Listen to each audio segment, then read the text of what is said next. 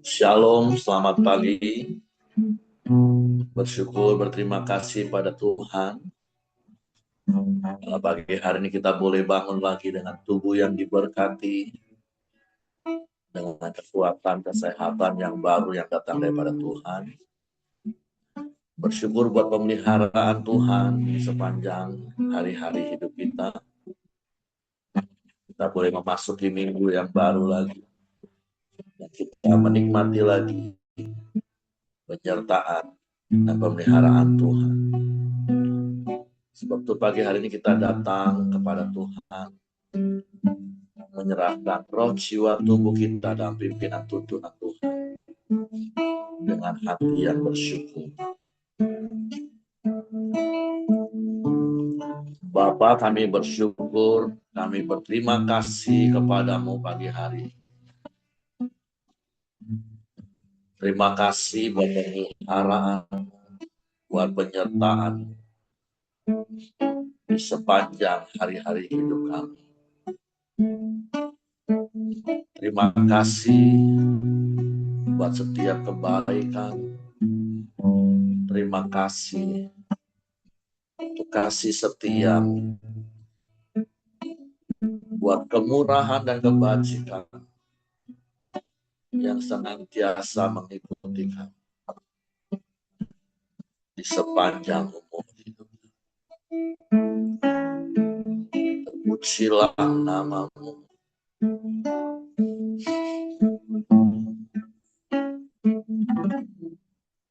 Saat pagi hari datang lagi, menghadap Tuhan dan rendahkan diri, mengucap syukur buat hari yang kami,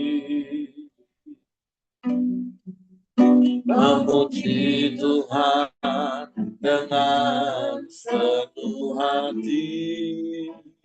Saya katakan, saat pagi hari ku datang lagi, menghadap Tuhan dan rendahkan diri, mengucap syukur buat hari yang kami, memuji Tuhan dengan sepenuh hati, terus sembahkan Allah Maha Kudus, ku tinggikan Allah Maha Tinggi, ku serahkan tubuh jiwa rohku dalam pimpinanmu Tuhan.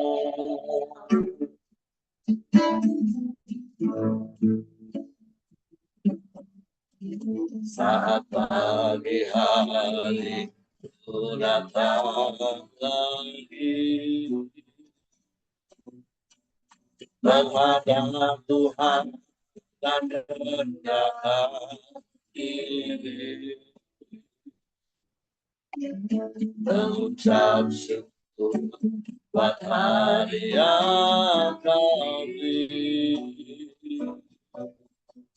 memuji Tuhan dengan sepenuh hati, ku sembahkan Allah Maha Kudus, ku tinggikan Allah Maha Tinggi, ku serahkan tubuh jiwa rohku dalam pimpinanmu Tuhan.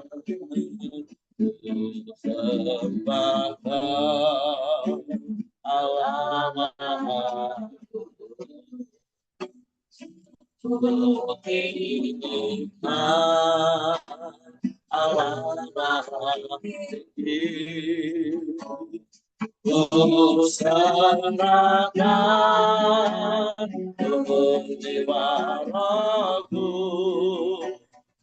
dan pimpinanmu, Tuhan, dalam pimpinanmu, Tuhan, dalam pimpinanmu,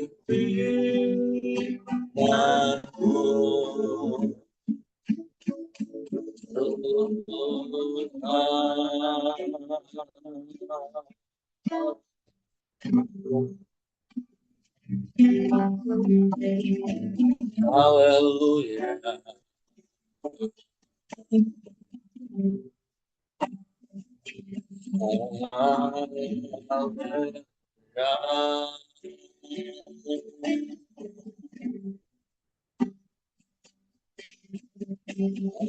Memuji, kami menyembah,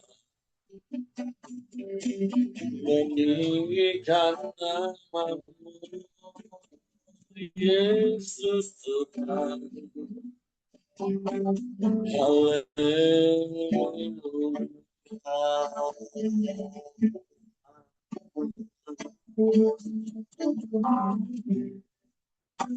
Ya Allah baik,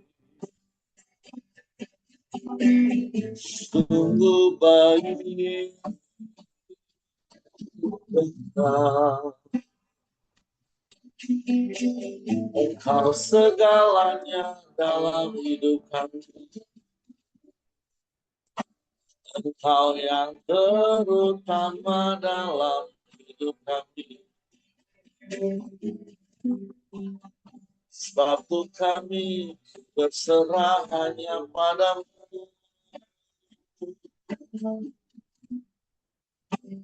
Percaya kepadamu Tuhan.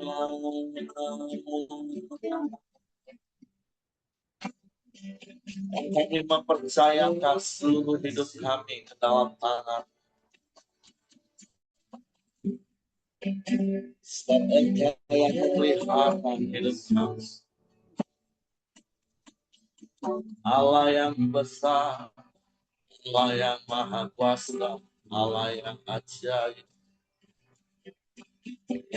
Allah yang dahsyat, Allah yang hebat. Tiada yang sepertimu.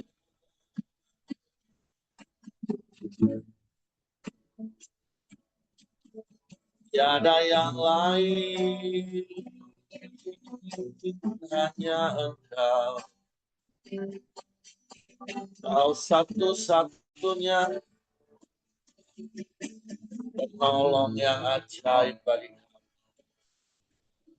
Kau satu-satunya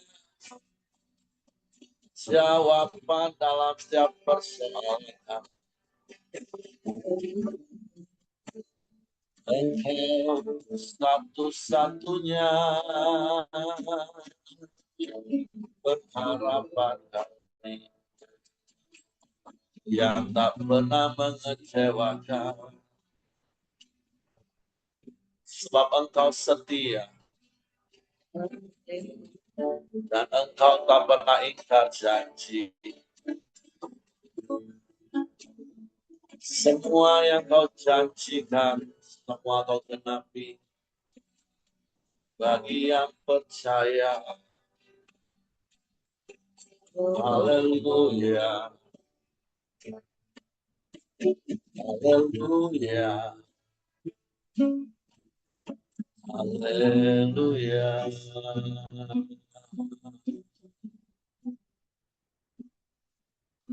Biarlah hati kami tetap tinggal tenang teduh dalam hadirat,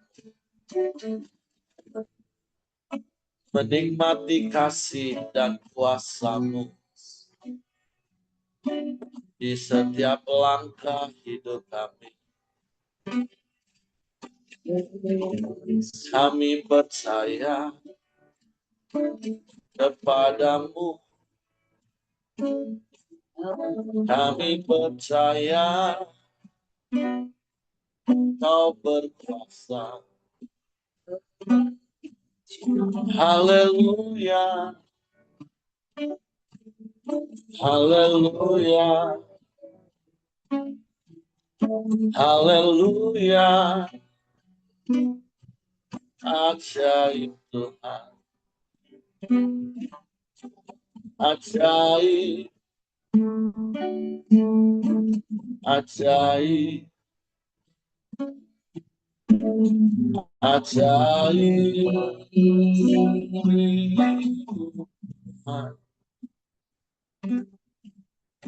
Haleluya, haleluya, haleluya.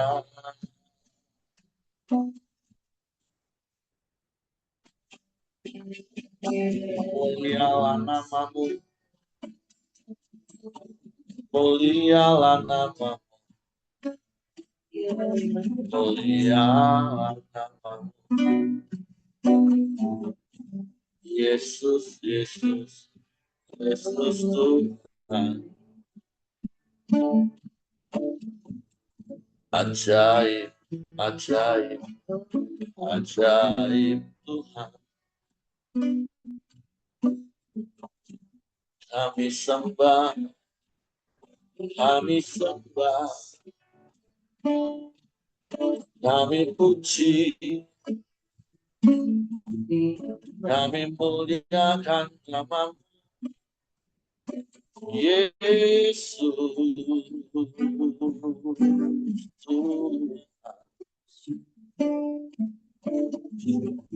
Haleluya, haleluya, haleluya. Syukur bagimu, syukur bagimu. Kami aman di dalam-Mu Tuhan. Sekalipun keadaan dunia sedang tidak baik-baik saja, kami ada di dalam kerajaan-Mu yang tak tergoncangkan. Kami ada dalam perlindungan yang teguh bagi kami. Sebab hati kami tetap tinggal tenang dan percaya. Menikmati hari-hari kami bersama-Mu. Sebab lebih baik satu hari di pelataran-Mu daripada 1000 hari di tempat lain. Ini rindu kami kepadamu.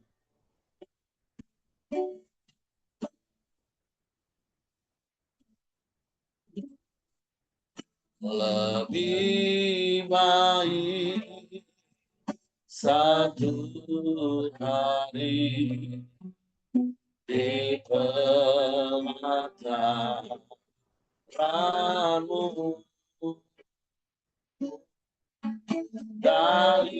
daripada 1000 hari di tempat lain.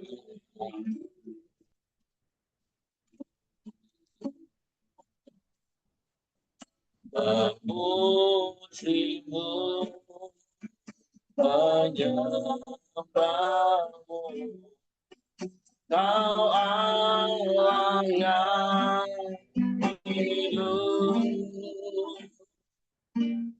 dan menikmati semua kemurahan-Mu. Amin. Satu hal yang ku rindu,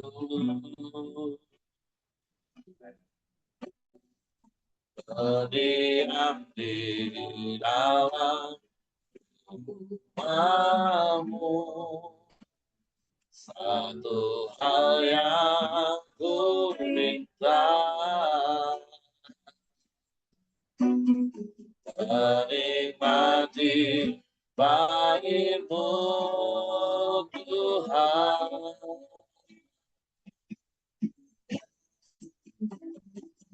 Lebih baik satu hari di pelataran-Mu daripada 1000 hari di tempat lain.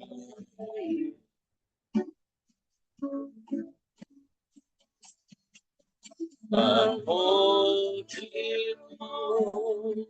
menyembah-Mu, Kau Allah yang hidup, dan menikmati semua kemuliaan-Mu.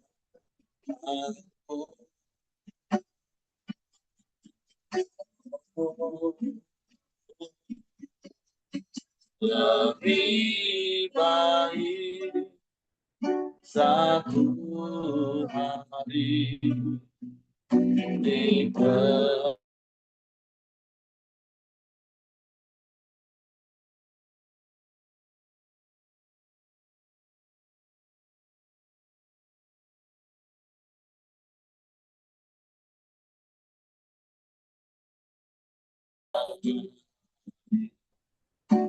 Amin, amin. Memuji-Mu, menyembah-Mu, Kau Allah yang hidup, dan menikmati semua kemurahan-Mu.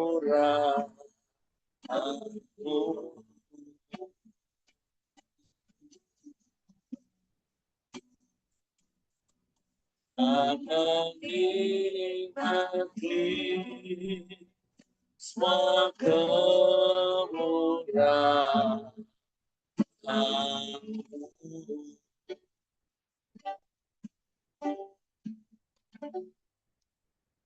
Ini rindu kami, terus menikmati kemurahan-Mu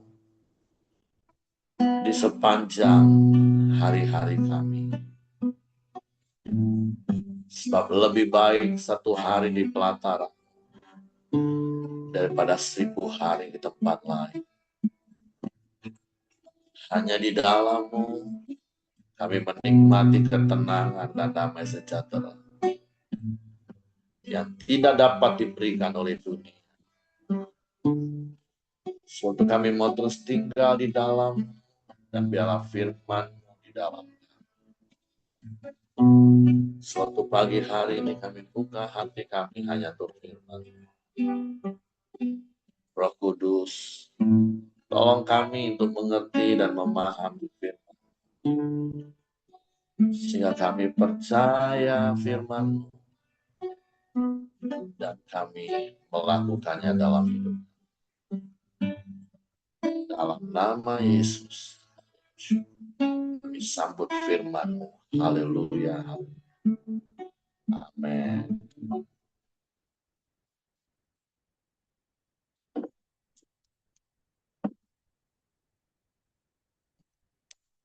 Shalom, selamat pagi semuanya. Bersyukur hari ini kita ada, sebagaimana kita ada, oleh anugerah dan kemurahan Tuhan tentunya. Dan kita mau terus hidup di dalam Tuhan, dan biarlah firman Tuhan terus ada dalam hidup kita. Hari ini kita sampai di dalam kitab Kejadian, pasal yang ke-14.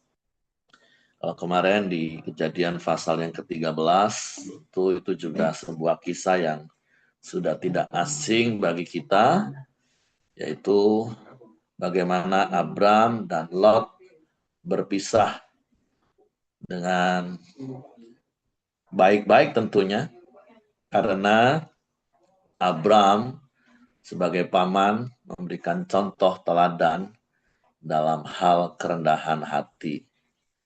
Sekalipun Abram yang mengajak Lot dari awal, karena Lot sudah menjadi sebatang kara, dalam artian dia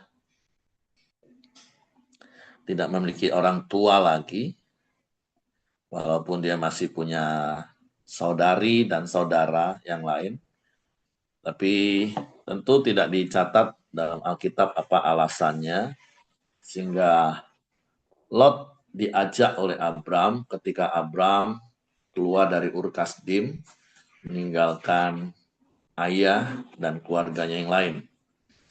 Dan kita bisa belajar bagaimana Lot, walaupun dia seorang paman, tapi dia memiliki kerendahan hati, sehingga ketika mereka harus berpisah, supaya tidak bertengkar antara gembala mereka masing-masing karena ternak mereka mulai banyak, dan Lot memberikan kesempatan pertama untuk Abram memberi kesempatan pertama untuk Lot memilih daerah yang mereka mau.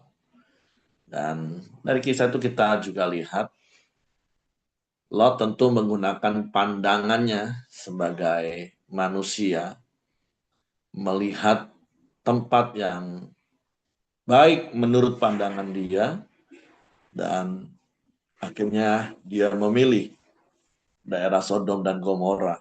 Walaupun nanti kita akan tahu bahwa apa yang terkadang kita lihat dengan mata jasmani kita itu baik menurut kita, tetapi itu belum tentu baik untuk kita. Makanya Amsal pernah menulis, ada jalan yang disangka orang lurus, tapi ujungnya maut. Oleh sebab itu, mari kita terus hidup bergantung, berharap penuh pada Tuhan. Seperti yang beberapa hari ini juga berulang-ulang saya katakan, kita mau belajar seperti Paulus, hidup bukan karena melihat, tapi karena percaya. Karena kalau kita melihat dalam pandangan manusia kita yang terbatas, terkadang kita bisa salah. Tapi mari hidup dalam pimpinan, tuntunan, dan arahan Tuhan setiap hari, apalagi di tengah-tengah situasi kondisi yang semakin tidak menentu, yang memang firman Tuhan sudah tetapkan dari semula, keadaan akan menjadi semakin sukar, semakin sulit, dan apa yang sedang terjadi hari-hari ini. Nah, hari ini kita juga akan lanjutkan kisah bagaimana Abram mengalahkan raja-raja di timur dan menolong Lot. Saya akan bacakan pasal yang ke-14 dari kitab Kejadian. Pada zaman Amrafel, Raja Sinear, Ariok, Raja Elasar, Kedorlaomer, Raja Elam, dan Tideal, Raja Goyim, terjadilah bahwa raja-raja ini berperang melawan Bera, Raja Sodom, Birsya, Raja Gomora, Shinab, Raja Atma, Shemeber, Raja Zeboim, dan Raja Negeri Bela, yakni Negeri Zoar. Raja-raja yang disebut terakhir ini semuanya bersekutu dan datang ke lembah Sidim, yakni Laut Asin. 12 tahun lamanya mereka takluk kepada Kedorlaomer, tapi dalam tahun yang ke-13 mereka memberontak. Dalam tahun yang ke-14 datanglah Kedorlaomer serta raja-raja yang bersama-sama dengan dia. Lalu mereka mengalahkan orang Refaim di Asterot Karnaim, orang Zuzim di Ham, orang Emim di Syawe Kiryataim, dan orang Hori di pegunungan mereka yang bernama Syair, sampai ke El Paran di tepi padang gurun. Sesudah itu, baliklah mereka dan sampai di En Mispat, yakni Kades, dan mengalahkan seluruh daerah orang Amalek dan juga orang Amori yang diam di Hazezon Tamar. Lalu keluarlah Raja Negeri Sodom, Raja Negeri Gomora, Raja Negeri Atma, Raja Negeri Zeboim, dan Raja Negeri Bela, yakni Negeri Zoar, dan mengatur barisan perangnya melawan mereka di lembah Sidim. Melawan Kedorlaomer, Raja Elam, Tideal, Raja Goyim, Amrafel Raja Siner, dan Aryok Raja Elasar. 4 raja lawan 5. Di lembah Sidim itu di mana-mana ada sumur aspal. Ketika Raja Sodom dan Raja Gomora melarikan diri, jatuhlah mereka ke dalamnya, dan orang-orang yang masih tinggal hidup melarikan diri ke pegunungan. Segala harta benda Sodom dan Gomora beserta segala bahan makanan dirampas musuh, lalu mereka pergi. Juga Lot, anak saudara Abram, beserta harta bendanya dibawa musuh. Lalu mereka pergi sebab Lot itu diam di Sodom. Kemudian datanglah seorang pelarian dan menceritakan hal ini kepada Abram, orang Ibrani itu, yang tinggal dekat pohon-pohon terbantin kepunyaan Mamre orang Amori itu, saudara Eskol dan Aner, yakni teman-teman sekutu Abram. Ketika Abram mendengar bahwa anak saudaranya tertawan, maka dikerahkannyalah orang-orangnya yang terlatih, yakni mereka yang lahir di rumahnya, 318 orang banyaknya, lalu mengejar musuh sampai ke Dan. Dan pada waktu malam berbagilah mereka, ia dan hamba-hambanya itu, untuk melawan musuh. Mereka mengalahkan dan mengejar musuh sampai ke Hobah di sebelah utara Damsyik. Dibawanyalah kembali segala harta benda itu. Juga Lot, anak saudaranya itu, serta harta bendanya dibawanya kembali. Demikian juga perempuan-perempuan dan orang-orangnya. Nah, jadi kisah yang pertama ini dikisahkan bagaimana Lot akhirnya ikut tertawan ketika raja-raja yang ada di daerah di mana Lot tinggal itu saling berperang, dan karena Lot tinggal di Sodom dan itu salah satu kota yang ditaklukkan oleh raja-raja yang mau kembali menginvasi negara-negara yang sempat memberontak.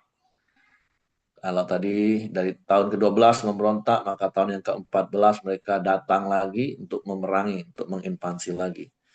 Nah, tentu ada hal yang menarik yang kita bisa belajar dari Abram. Seperti yang di awal tadi saya katakan, kalau dari pasal 13 kemarin kita belajar bagaimana Abram itu bisa dengan rendah hati memberi kesempatan pertama kepada Lot untuk memilih, dan Abram akan mengambil bagian yang berlawanan arah dengan daerah yang dipilih Lot. Yang akhirnya kita tahu, mungkin beberapa waktu lamanya Lot tinggal di situ, dan ketika raja-raja sekutu dari Kedorlaomer tadi menyerang, dan akhirnya Lot juga ditawan dengan seluruh keluarga dan harta bendanya. Dan ketika berita itu sampai kepada Abram, maka Abram mempersiapkan pasukannya yang tentulah bukan pasukan perang yang terlatih sebagai prajurit seperti prajurit-prajurit dari 9 kerajaan, kan 4 lawan 5 tadi. Walaupun tentulah memang mereka adalah orang-orang yang terlatih tadi dicatat, ya terlatih sebagai penjaga kawanan domba, ya mungkin sekaligus juga ada bagian orang-orang yang terlatih sebagai keamanan yang menjaga juga seluruh gembala-gembala dan seluruh kawanan domba. Ya, kalau zaman sekarang mungkin disebut mereka yang jadi bodyguard-nya atau bagian security-nya. Walaupun tentu sekali lagi, contoh maaf seperti sekarang, security ya memang diperlengkapi sebagai orang yang menjaga keamanan. Tapi kan dalam kapasitas yang kecil sekali. Menjaga keamanan satu kompleks perumahan, menjaga satu keamanan kompleks pergudangan. Nah, beda kalau prajurit itu kan memang dipersiapkan untuk menjaga keamanan satu bangsa, satu negara. Tentulah apa ya, pembekalan, pelatihan, pendidikan yang diterima itu ya sangat-sangat berbeda. Walaupun mereka sama-sama terlatih di bidangnya, tapi tentu kapasitasnya yang berbeda. Tapi dari kisah ini kita bisa melihat bagaimana janji Tuhan itu digenapi kepada Abram. Karena Tuhan yang memanggil Abram keluar dari Ur Kasdim untuk meninggalkan sanak keluarganya, walaupun belum tahu tempat tujuannya kemana, tetapi Tuhan berjanji akan menyertai. Tuhan berjanji akan terus melindungi. Tuhan berjanji untuk terus memberkati.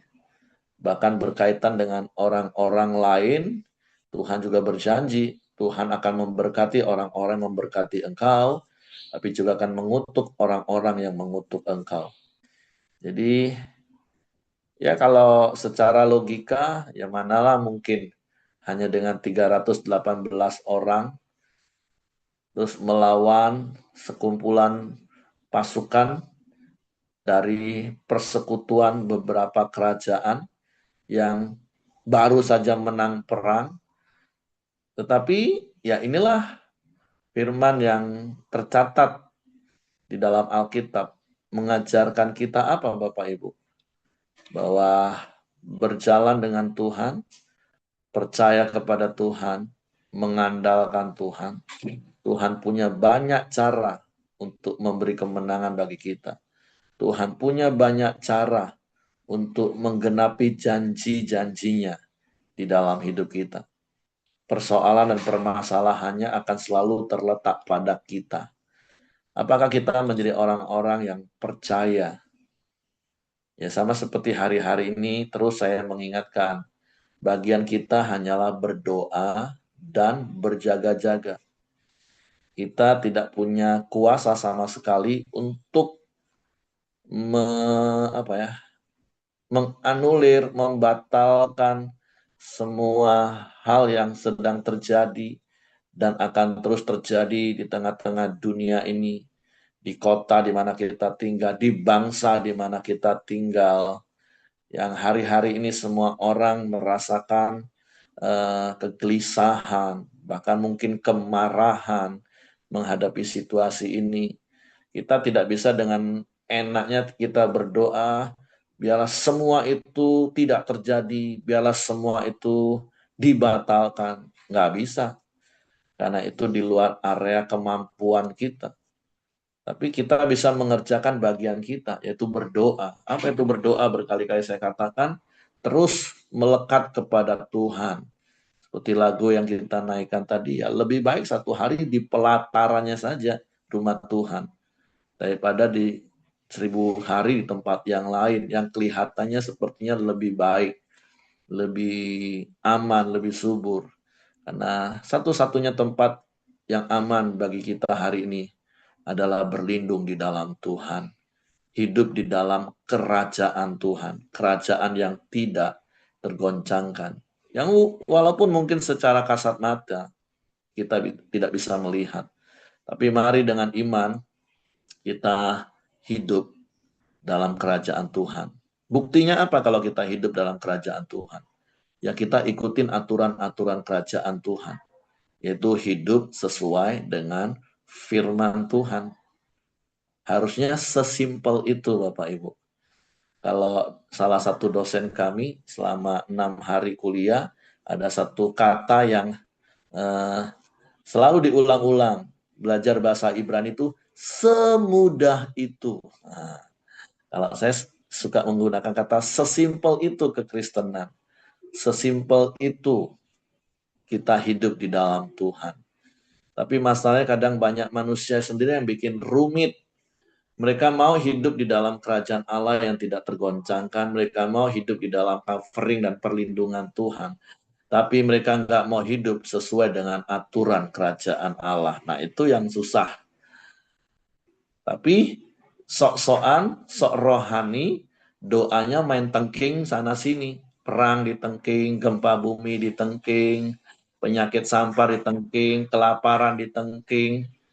Wah, itu sudah semakin salah kaprah menurut saya. Itu bukan sedang berdoa, itu sedang memberontak kepada Tuhan yang sudah berfirman menurut saya Bapak Ibu.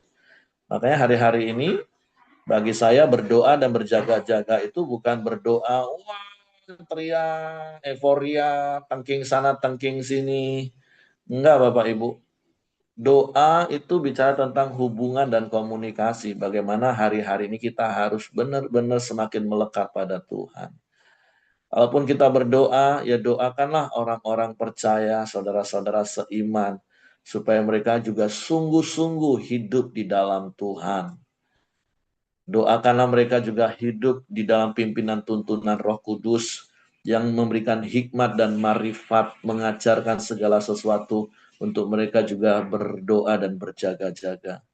Berdoalah untuk jiwa-jiwa yang belum kenal Tuhan, supaya di tengah-tengah masa yang sukar, mereka akhirnya berbalik dan mencari Tuhan. Dan mereka menemukan Tuhan melalui hidup kita. Itu yang perlu didoakan hari-hari ini Bapak Ibu. Tetap kuat, tetap andalkan Tuhan, tetap berharap berserah kepada Tuhan.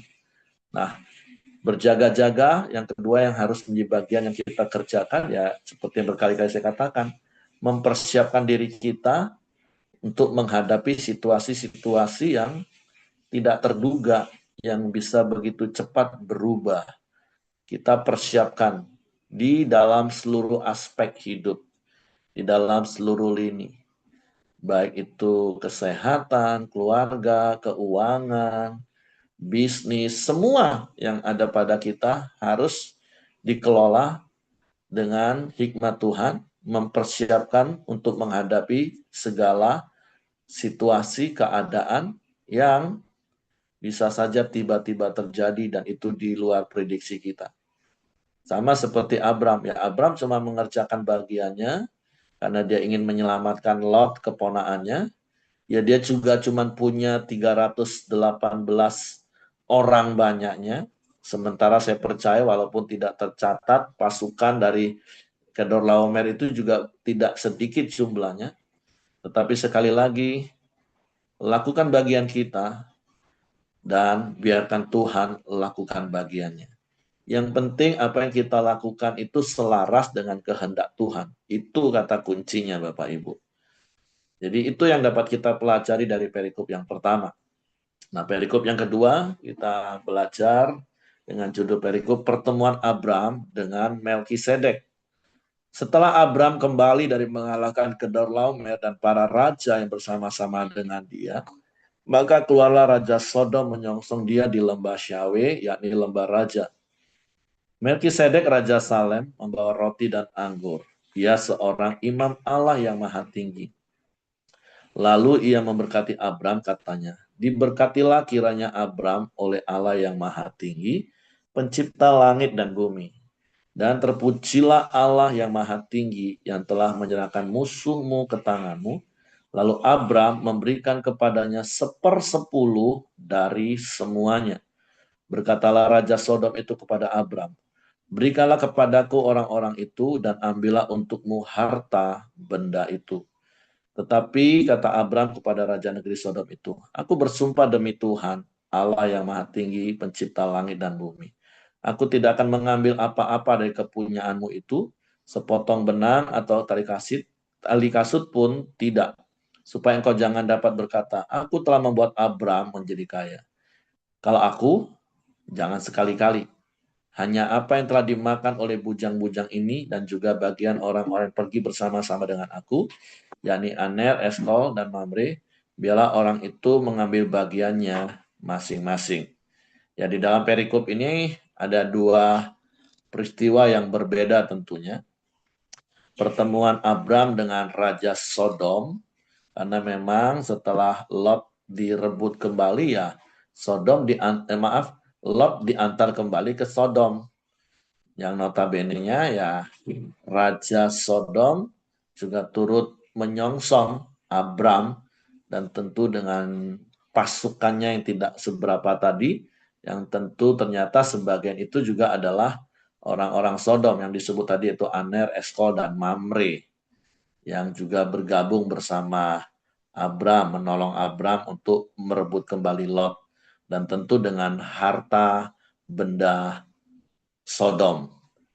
Sehingga kalau kita baca dulu khusus kisah untuk pertemuan Abram dengan Raja Sodom, ya berkatalah Raja Sodom ayat 21 kepada Abram, berikanlah kepadaku orang-orang itu dan ambillah untukmu harta benda itu. Artinya Raja Sodom ya cuma mau ambil orang-orangnya, kalau harta benda jarahan yang mereka dapat ketika merebut Lot, mengalahkan pasukan Kedorlaomer, ya Raja Sodom katakan ambil. Tapi Abram bukan tipe orang yang serakah. Kita belajar dari hal ini. Abram berkatakan, aku bersumpah demi Tuhan Allah Maha Tinggi pencipta langit bumi, aku tidak akan mengambil apa-apa dari kepunyaanmu itu. Bahkan sepotong benang atau tali kasih pun tidak. Supaya engkau jangan dapat berkata, aku telah membuat Abram menjadi kaya. Abram nggak mau mengambil yang memang harta milik Raja Sodom. Yang dia rebut kembali sekalian bersamaan dia merebut Lot dan segala hartanya. Kenapa? Ya seperti alasan Abram, supaya Raja Sodom satu saat tidak bisa berkata bahwa kalau Abram menjadi sangat kaya karena memiliki harta benda yang banyak itu karena Raja Sodom. Abram menjaga hal tersebut. Karena Abraham mau hidup dia benar-benar 100% yang bergantung kepada Tuhan dan semua berkat yang dia miliki itu datangnya dari Tuhan. Nah, itu yang kita belajar dari Abraham dari sisi ini yaitu tidak serakah. Tentu itulah sebuah sifat-sifat yang bertalian satu dengan yang lain. Orang yang rendah hati, orang nggak akan jadi orang yang serakah. Hanya orang yang tinggi hati yang akan menjadi tamak.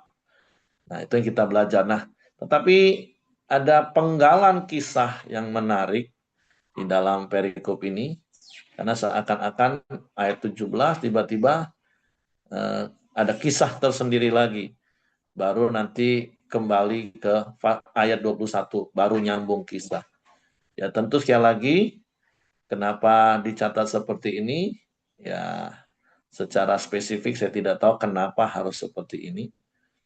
Tetapi satu hal yang kita bisa belajar, pertemuan Raja Salem yaitu Melkisedek yang membawa roti dan anggur untuk Abram, untuk memberkati Abram, dan kita tahu kalau Melkisedek itu adalah gambaran atau perwujudan dari Allah itu sendiri di dalam perjanjian lama dalam menjumpai manusia, menjumpai Abram dalam hal ini.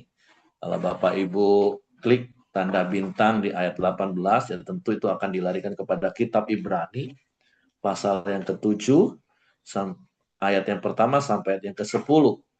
Yang dikatakan juga Raja Imam Melkisedek, Raja Salem itu ya dia tidak berbapa, tidak beribu, tidak bersisilah, harinya tidak berawal dan hidupnya tidak berkesudahan, artinya kekal. Dan karena ia dijadikan sama dengan anak Allah, ia tetap menjadikan imam sampai selama-lamanya. Jadi ini gambaran Yesus di perjanjian lama sebagai imam besar. Bagaimana kita tahu Yesus itu juga adalah imam besar kita yang menjadi pengantara kita antara manusia dan Allah. Nah, tetapi tentu ada hal yang menarik yang kita bisa lihat dari apa yang Abram lakukan, yaitu menyerahkan 1/10 dari apa yang dia dapat dari kemenangan yang Tuhan sendiri berikan ketika dia merebut Lot dan keluarganya dan semua harta, baik harta Lot, harta Raja Sodom, juga bagian Aner, Eskol, Mamre, dan tentu masih ada harta-harta yang lain yang didapat. Jadi kalau banyak orang katakan, oh perjanjian lama itu Taurat, ini zaman Taurat belum Bapak Ibu. Atau akhirnya orang ngelak lagi, ya tapi itu perjanjian lama. Ya, pada dasarnya orang kalau pelit, kalau pada dasarnya orang tidak suka memberi, orang yang tinggi hati dan tamak itu tadi, kalau urusan memberi, dia pasti akan selalu berkelit dengan berbagai macam alasan. Tapi kalau untuk ego dia, untuk kepuasan dia, untuk diberkati, mau ayat perjanjian lama pun dia pegang teguh. Bahkan dijadikan dasar untuk ngotot minta sama Tuhan untuk diberkati.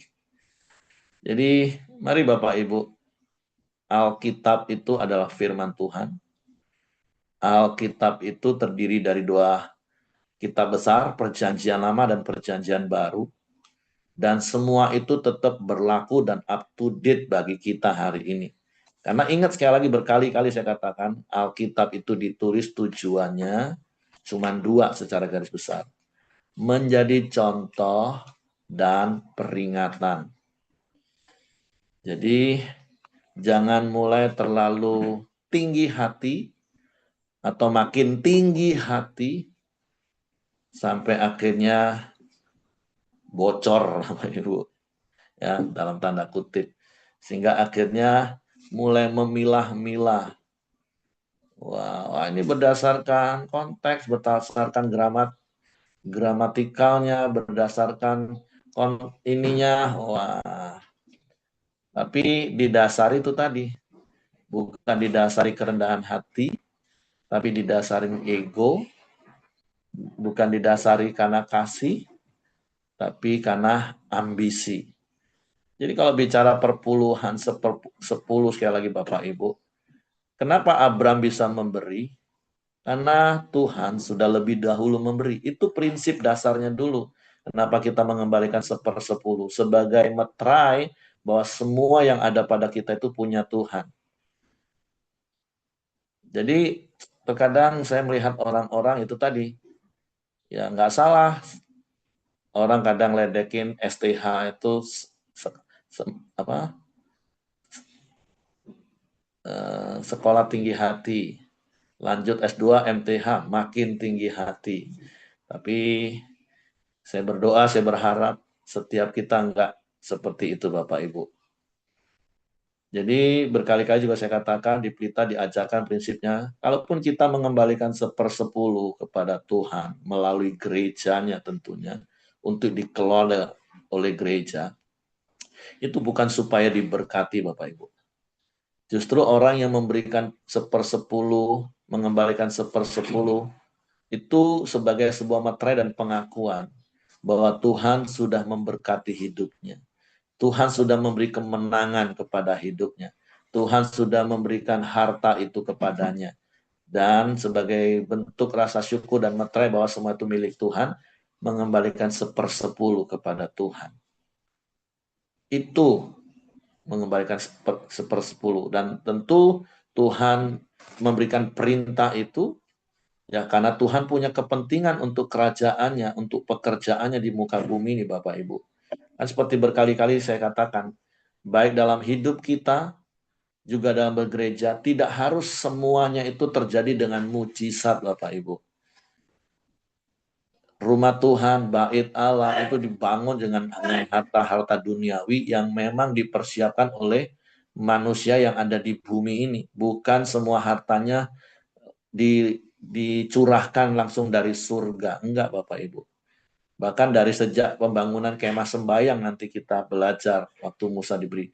Blueprintnya, gambarannya, iya itu dari surga. Tapi kainnya, emasnya, kayu penaganya, peraknya, perunggunya, ya orang Israel yang siapin Bapak Ibu. Mereka yang sudah diberkati oleh Tuhan. Begitu juga waktu pembangunan bait Allah yang Salomo bangun. Semua persiapan Daud yang udah siapin. Nah begitu juga dengan kita Bapak Ibu. Ketika kita bekerja, ketika kita berusaha, kita percaya Tuhan yang memberkati. Dan sebagai bentuk percaya kita, keyakinan kita bahwa semua itu datangnya dari Tuhan, ya kita mengembalikan sepersepuluh Bapak Ibu. Hanya sepersepuluh. 90%-nya bagian yang jauh lebih banyak itu yang kita kelola, itu yang kita nikmati, bahkan itu masih kita bisa memberi kepada orang lain. Itu salah satu Ya, besok saya akan ajar keuangan merdeka di kelas SPK. Bagaimana kami praktekkan dalam hidup kami mengalokasikan keuangan. Kan ada 3 prinsip keuangan merdeka yang berkali-kali saya katakan. Keuangan merdeka itu bukan bicara tentang berapa banyak uang yang kita punya, tapi berapa banyak yang bisa kita bagi dan beri. Dan ada 3 prinsip: setia mengelola, setia menerima, setia memberi. Itu 3 prinsip harus berjalan bersama-sama. Kerja harus Bapak Ibu, karena kerja itu salah satu cara Tuhan untuk memberkati kita. Mengelola dengan bijak, mengalokasikan dana dengan pos-pos yang tepat. Ya, saya bersyukur istri saya bijak. Dia catat semua pemasukan, semua pengeluaran, ada pos-posnya.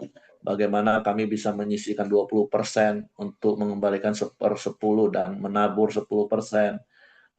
Bisa menyimpan untuk investasi, berjaga-jaga menghadapi situasi yang nggak terduga tadi, mengelola hidup ya berpadanan dengan apa yang ada, mencukupkan diri yang ada, bukan berfoya-foya. Nah, itu yang harus diajar Bapak Ibu.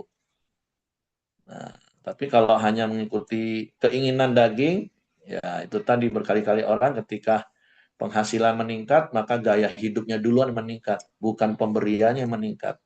Standar hidup ikut naik, begitu keadaan agak susah, duluan bersungut-sungut, duluan mengeluh, duluan protes sama Tuhan. Nah, kita nggak seperti itu. Berkali-kali saya katakan standar hidup itu nggak boleh naik. Walaupun kita bisa menikmati berkat Tuhan yang semakin meningkat, menikmati fasilitas yang semakin baik. Tapi kalau satu hari Tuhan izinkan kita mengalami kemerosotan dalam pendapatan, kita nggak stres Bapak Ibu. Kita aman. Kenapa? Karena standar hidup kita nggak naik. Seperti seperti firman Tuhan katakan, kita ini bisa jatuh, tapi nggak sampai tergeletak. Standar kita di nol. Mungkin Tuhan hari ini angkat kita sudah sampai di level 10 lah keuangan kita. Tapi karena kondisi seperti ini, keuangan kita bisa saja merosot ke level 7, ke level 6. Tapi karena standar kita masih di nol di bawah Bapak Ibu, kita nggak akan mengeluh, kita nggak bersungut-sungut. Kita masih standarnya masih jauh di bawah. Kalau standar kita naik angkot, walaupun sekarang kita diizinkan punya mobil yang nyaman, kalau satu hari mobil harus dilepas, ya tinggal lepas aja, naik angkot lagi juga nggak masalah. Nah, banyak orang nggak punya prinsip seperti itu. Sehingga baru sedikit aja turun satu level aja, sudah stresnya minta ampun Bapak Ibu. Jadi kalau banyak orang tanya, kenapa Bapak bisa awet muda? Saya nggak pernah stres, saya nggak pernah hidup dalam kekhawatiran. Ada waktunya hujan jadi nikmati hujan, waktu ada panas jadi nikmati panas, happy, enjoy hidup itu Bapak Ibu. Tapi kalau hidup kita dikendalikan oleh uang, oleh harta, ya kita akan jadi orang yang mudah stres. Oke, nanti bisa kemana-mana saya ngajarin Bapak Ibu. Jadi mari hari ini belajar andalkan Tuhan, berserah pada Tuhan. Dan salah satu bukti pengandalan kita pada Tuhan, percaya semua itu datang dari Tuhan, kembalikan 1/10, dikelola gereja. Dan berkali-kali saya katakan, pelita kelola dengan bertanggung jawab setiap persepuluhan persembahan yang jemaat berikan. Bukan untuk memperkaya hamba Tuhan atau pribadi. Ya, jemaat sudah lihatlah gaya hidup pengerja hamba Tuhan yang ada di pelita khususnya. Bahkan ada sebagian yang masih bekerja secara sekuler untuk memenuhi kebutuhannya. Oke, itu saja Bapak Ibu. Silakan Ko Joni.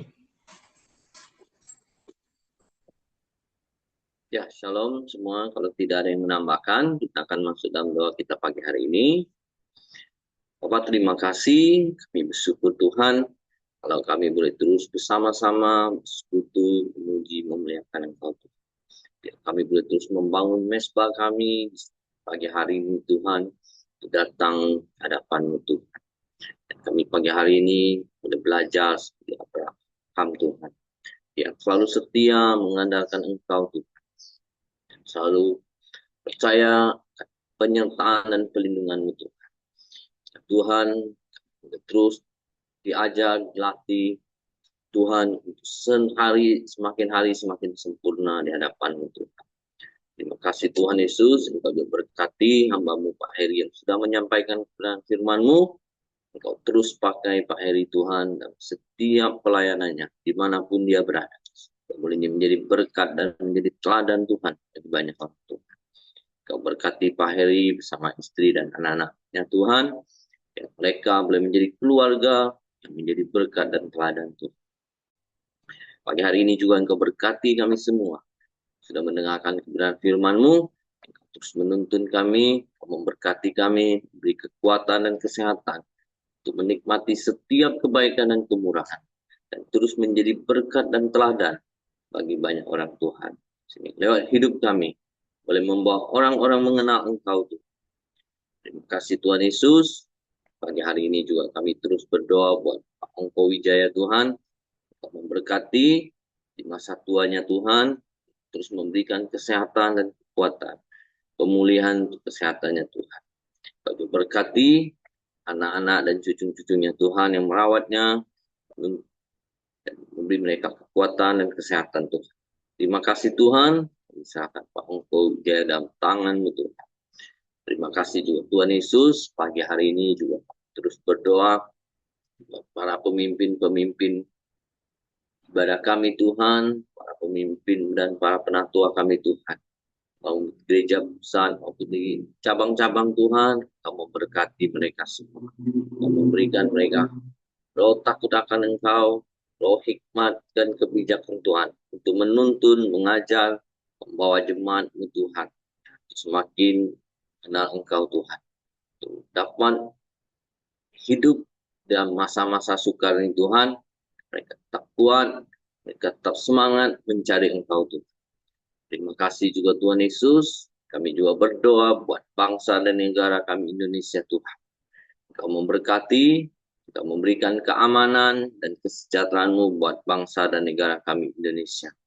Tuhan, Engkau juga berkati para pemimpin-pemimpin bangsa kami, baik dari presiden, para menteri dan stafnya, gubernur, bupati, wali kota, dan seluruh jajarannya. Tuhan, Kau menaruhkan mereka hikmat dalam memimpin bangsa kami yang besar ini Tuhan. Sehingga ada keamanan dan kesejahteraan buat negara kami. Meskipun saat ini dunia sedang goncang Tuhan, kami percaya akan pemeliharaan buat bangsa dan negara kami Indonesia ini. Terima kasih Tuhan, serahkan pagi hari ini setiap doa-doa kami dalam tangan-Mu. Mari kita masuk dalam doa Bapa kami. Bapa kami yang di surga, dikuduskanlah nama-Mu, datanglah kerajaan-Mu, jadilah kehendak-Mu di bumi seperti di surga.